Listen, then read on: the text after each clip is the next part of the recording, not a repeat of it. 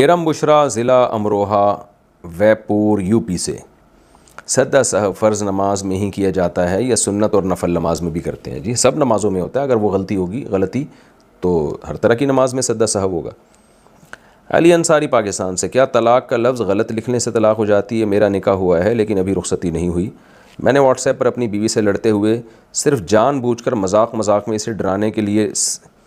صرف لکھا، اسے بھیجا نہیں، تو کیا طلاق ہو جائے گی؟ میری نیت اسے صرف ڈرانے کی تھی، میں نے میسج لکھ کر بھیجا نہیں تھا، اور ایک دفعہ میں نے مذاق میں غلط لفظ بھیج دیا جو کہ TAKLL تھا، تو اس صورت میں کیا کروں؟ میری مدد کریں۔ دیکھیں، اگر بیوی کا نام لکھ کے آپ نے یا بیوی کی طرف نسبت کر کے طلاق کا سینٹنس کمپلیٹ لکھ دیا تو اس سے طلاق واقع ہو جائے گی، چاہے ڈرانے کی نیت سے ہو، کیونکہ جب آپ نے ایک سینٹنس لکھ دیا تو وہ طلاق اس سے ہو جاتی ہے۔ اگر بیوی کی طرف نسبت ہی نہیں، خالی طلاق کا لفظ لکھا ہے، تو پھر آپ سے نیت پوچھی جائے گی کہ یہ کیوں، کیا کس کو دے رہے ہو آپ؟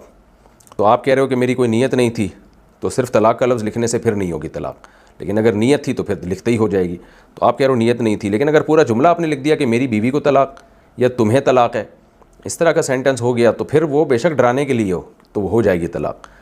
کیونکہ طلاق زبان سے بھی ہوتی ہے، لکھنے سے بھی ہوتی ہے، جیسے زبان سے ہو جاتی ہے ویسے لکھنے سے بھی ہو جاتی ہے۔ اور جو میسج پر آپ نے TAK یعنی غلط اسپیلنگ لکھ کے بھیجا، تو آپ کی اگر نیت نہیں تھی اور ڈرانے ہی کے لیے جان کر غلط اسپیلنگ لکھ رہے تھے تو پھر طلاق نہیں ہوگی۔ لیکن اگر کسی کی نیت طلاق دینے کی اور اسپیلنگ کی مسٹیک ہو جائے اور کچھ نہ کچھ ورڈ طلاق والا بن رہا ہو، تو پھر خوب سمجھ لیں کہ طلاق واقع ہو جاتی ہے، لیکن آپ نے جان کر غلط لفظ لکھا ڈرانے کی نیت سے اور اسپیلنگ غلط لکھی تو پھر طلاق نہیں ہوگی۔ آئندہ یہ حرکتیں نہ کیا کریں کہ کوئی کچھ اور طرح سے ڈرا دیا کریں، سر پہ سینگ لگا کے ڈرا دیں اس کو، تو اور ڈرانے کے لیے ایک ماؤس وہ آتا ہے، ایک فیس آتا ہے، وہ جن بھوت بن جاتا ہے انسان، اس طرح سے ڈرا دیا کریں۔ یہ طلاق کے الفاظ سے مذاق ٹھیک نہیں ہے۔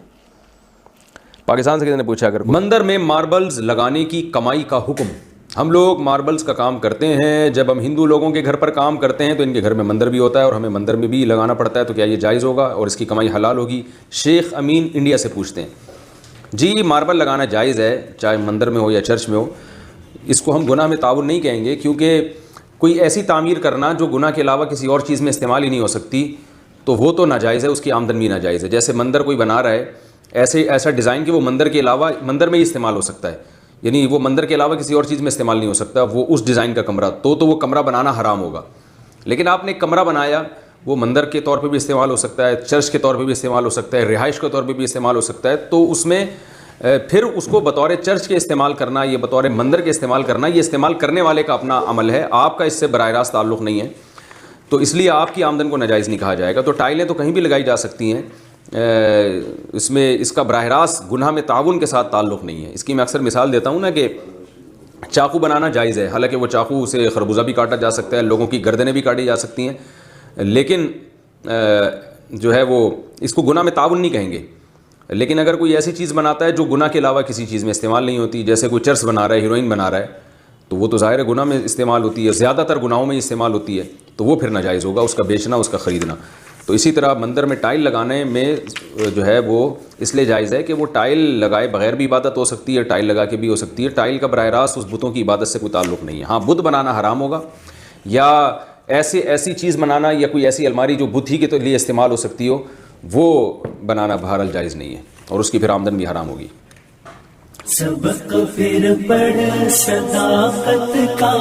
عدالت کا، شجاعت کا، لیا جائے گا تجھ سے کام دنیا کی امامت کا۔ سبق پھر پڑھ صداقت